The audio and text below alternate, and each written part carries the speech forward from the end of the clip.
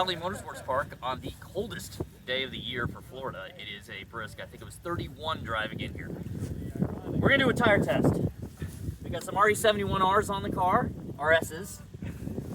We got some Hoosier A7s that I mounted up quickly last night. These are from my spectator drags at the Freedom Factory a year ago. They have 16 laps turning left only. We have the new Tempest P1 in a 315/30. And we have some Nankang CRSs on wheels that are made for my C5, which is a wide body. We're not sure these are going to fit on the car, and we're going to give it a try. We might not have fenders at the end of the day, but we will have test times and data for at least these 3. Maybe 4. We hope 4.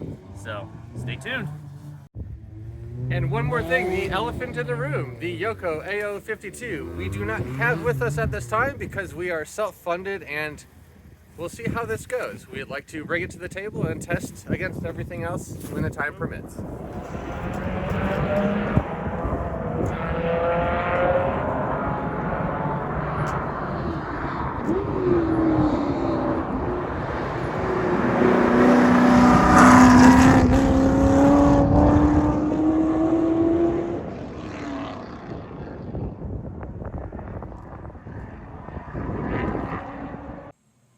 All right, quick look at the lap times here. We put the Tempest on lap 13. Chris ran a 114.1 earlier in this session. He only could run 1 lap on the Bridgestones at that time. They fell off rapidly after that. We put him on the Bridgestones later in the day, and he could not match that time that he ran in the morning. So you can see it took him 2 laps. Lap 15, he matched the Bridgestone time.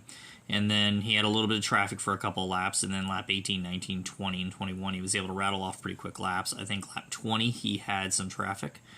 And let's look at the laps. All right, quick look at Chris's fast lap from each tire here. The Tempest P1 is the brighter line, and the darker line is the Bridgestone RE71RS. We have our speed in light blue. Green is going to be cornering Gs, and the purpley pink line is going to be acceleration and braking G-forces. So I'm just going to scroll through quickly rather than kind of pointing out anything. The only thing I noticed on a quick look at this is that the Bridgestone consistently has higher G-forces under braking, even though only for a moment it seems to have the higher peak Gs. And that's pretty consistent in every brake zone. Something I noticed with the Tempest was it tends to multitask a little better. It lets you turn into the corner while still heavily loaded on the brakes, and also lets you get into the throttle earlier while still heavily loaded up in the corner, having a fair amount of cornering Gs. If you look at the actual G-forces through the corners, like through the bank turn here, they don't look too different. The tires are pretty even in actual steady-state G-force, but the Tempest, as being clear by the lap time there, is a significantly faster tire.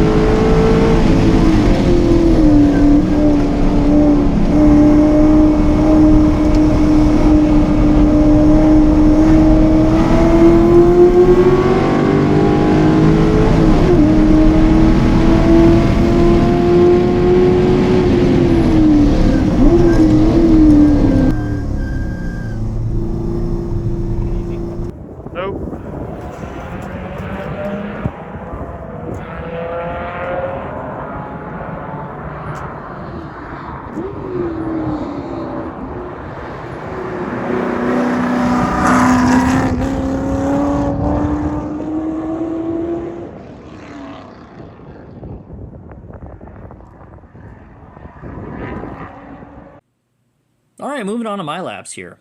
I ran a 112.89 on the P1 and a 113.58 on the Bridgestone. Just like Chris saw, I saw a higher peak G-force on the braking of the RE71 RS. And just a couple of highlights through the lap here. We'll scroll quickly. Some of the things I noticed was that I could definitely push the Tempest much harder. It was much more fun tire. You could really overdrive it. It didn't punish you as much on the mistakes. And some of that is that it lets you multitask. When I get down to the hairpin here, you'll see I had a big slide coming out of the hairpin. Normally that would ruin the lap. On the Bridgestone, that would have been game over for that lap. But I think I lost about a tenth on the Tempest with the big slide by just trying to be a little too aggressive getting into the power too soon. The Bridgestone, as we showed earlier, is a 295. Bridgestone doesn't make a 315 and an 18-inch wheel, which is a shame because I really like the Bridgestone tire and I'd like to run a 315 on it, but they do not make that. So we ran the size that we could. The Bridgestone wheel and tire combo was about 6 pounds a wheel lighter than the Tempest, and that's some of it due to being on a lighter set of wheels and also being a narrower tire. It was also a half-inch shorter tire, so I expected to be able to see that in the acceleration, and you can kind of if you zoom in. But anyway, let's take a look at my laps.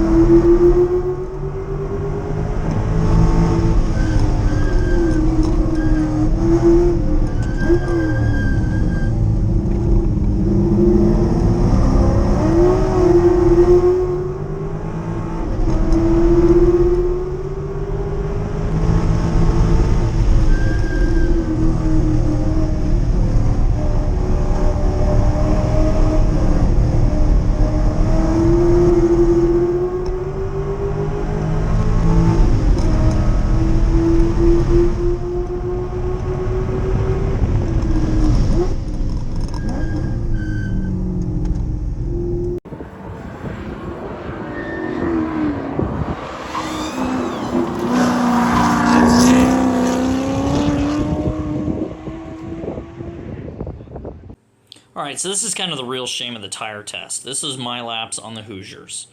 And most of my laps, in fact all of my laps with the exception of this one, had a lot of traffic. So I wasn't able to get a clean lap out of the tires.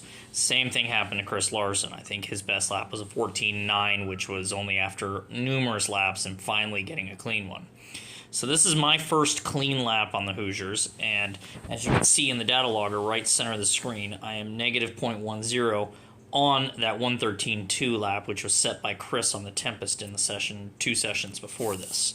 So this lap was on par at this point to be a 113.1, and this is me at the brake zone at the entrance to turn 4. Now, coming out of turn 4, I lose a little bit of time, but as I get on the brake zone to turn 5, as you'll see in a moment, I'm still up on that 113.2 lap. And then I put it in 5th gear. And upon putting it in 5th gear, I lose about 6/10 before the next corner, and then I put it back in 3rd and return to running the lap, but I lost about another 7/10 throughout the rest of the lap to finish 1.4 down on that 113.2.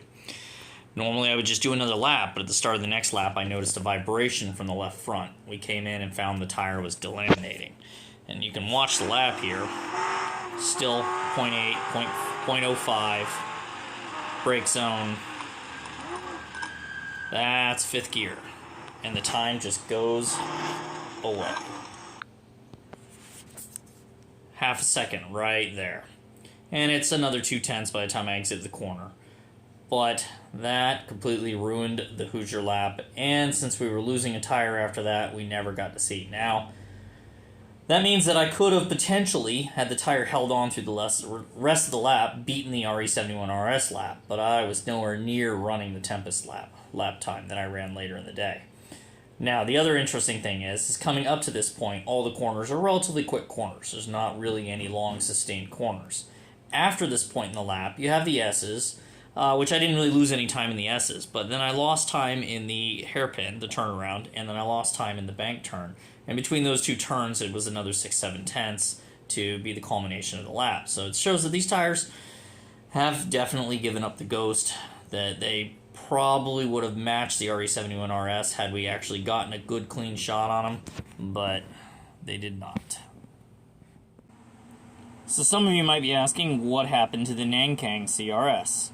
Well, the pictures kind of tell the story.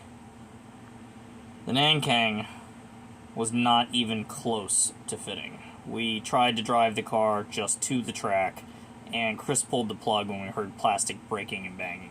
The wheel offset is just set up for my C5, which is a wide body, and there was no hope. Wish we had another set of wheels, but we did not, so that's the end of that for the Nankangs. As for the wear on the Vitour Tempest P1, there's one of the shots we took. This is after we did all the laps on it, and this is probably a solid 18, 19 laps, maybe 20 laps at this point. And to be honest, we compared them with the RE71RSs, which I didn't grab a photo of, but the wear looked very, very similar. And the RE71RSs really do wear like bricks. I used them on the One Lap of America, and they were a fantastic tire, and they looked new at the end of the event. They were significantly better than the Yokohama AO52s. These looked like they wear a little faster than the Bridgestones. I'd say they probably wear on par with the Yokohamas, because I've run Yokohamas at the firm, and they look about like this after 20 laps. So the wear is very similar. Unfortunately, we didn't have a Yokohama there to test. So I will leave us with some video of me sliding the car trying to warm these tires up.